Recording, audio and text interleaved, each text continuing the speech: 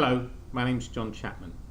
In writing our project business case, we need to list out the benefits that we expect to deliver from our system implementation. This video podcast looks at benefit classes and what are the areas we can consider in writing our business case and ensuring the delivery of the system. Now you might consider there's only two types of benefit. The first are financial benefits.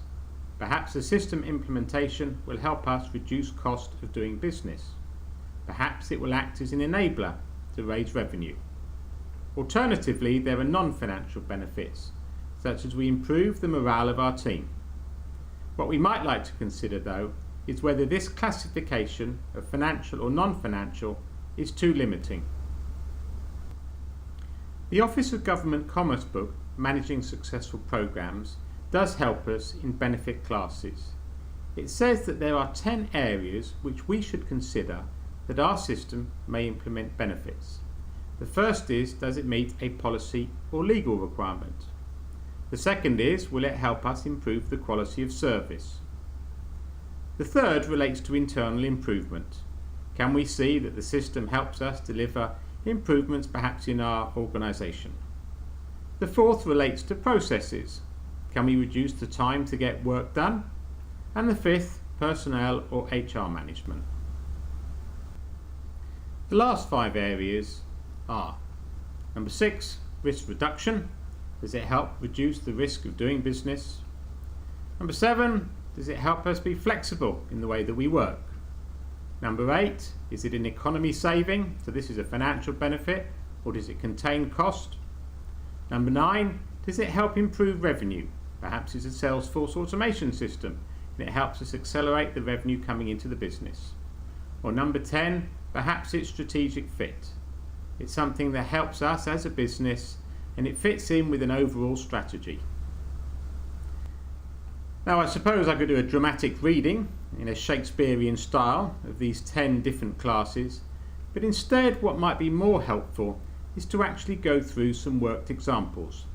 We'll have a look at a risk reduction, an internal process, and a quality of service set of benefits, and we'll link these to benefit dependency charts.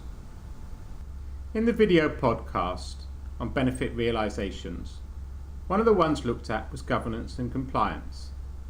And if you recall from it, the first thing we looked at is what are our enabling features. And it was from those 3 enabling features that we then linked through to the business changes that were going to be brought into the organisation. Now these 4 business changes linked through to our 3 business benefits. And the benefit classification enables us to say what is the type of benefit. So the first one, about delegation of authority, is reducing risk. Risk to having unauthorised spend, perhaps against values that people are not allowed to raise purchase orders above. The second one related to compliance with supplier sourcing. You may be contractually required or legally required to use particular suppliers. And the third one related to goods receipting and purchase orders. So you're only actually paying for what you've received. Now again, this is a risk reduction benefit, but also you might consider that it's a financial saving because you're not paying out for something that you've never had. The final part of this links through to governance and compliance. And these are policy benefits. The organisation has set a policy, it has a governance infrastructure in place, and it must meet this. Another one of the benefit dependency chart video podcasts looked at how we improve decision making. Now again, we've got our enabler features, we have our business changes, and we have our business benefits. And improving the internal processes, the first one was around having more time available for information analysis. The second internal process one was around having bellwether indicators to give us better financial information on the organisation's current position. The third one related to devolving budget responsibility. So we can see that in this chart we've got the 3 internal process benefits that we're going to deliver. The fourth one was linking through to our business objective, and that was around how do we improve the decision making of the business. This benefit dependency chart looks at quality of service improvements to our suppliers.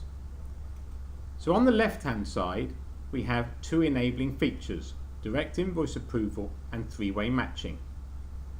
And as we've seen before, this leads through to business changes, and it's these three business changes which should actually provide business benefits. Now the first business benefit is that payment to our suppliers are not held up unnecessarily. Now this is a quality service to them and it helps their business. It will help their cash flow. The second one relates to the organisation is not put on stop. Now this is really important because if we can't get goods and services delivered to us, this may well put contracts at risk with our customers. So what we can show with benefit classification is that quality of service benefits are important, but also they may well help in risk reduction benefits. This tells us now that for the great and the good, the stakeholders, the senior people in the organisation, that there are 10 areas where our system implementation can deliver business. And it means that we can create a varied business case appealing to different stakeholder groups. It is more than just financial or non-financial benefits. Now we've seen before that the benefit dependency maps enable us to show the link from software features through business changes to business benefits to meet the business objective. And the benefit realisation plan gives us the timelines and when we expect to deliver those benefits into the business, pre-go live, on go live, or after a period of usage.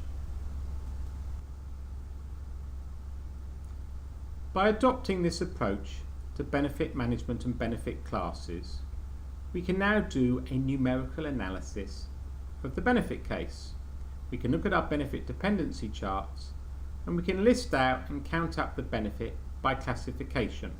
So for our governance and compliance, we can show that purchase orders and goods receipt noting are giving us 3 risk reduction benefits for every order raised. And with the three-way matching, we may have financial savings and economy benefit because we're only paying for goods and services that we receive. This also provides us with a policy and compliance benefit. My name's John Chapman. If you'd like us to talk with you about how we can develop a comprehensive business case for your system implementation, please give us a call. Goodbye.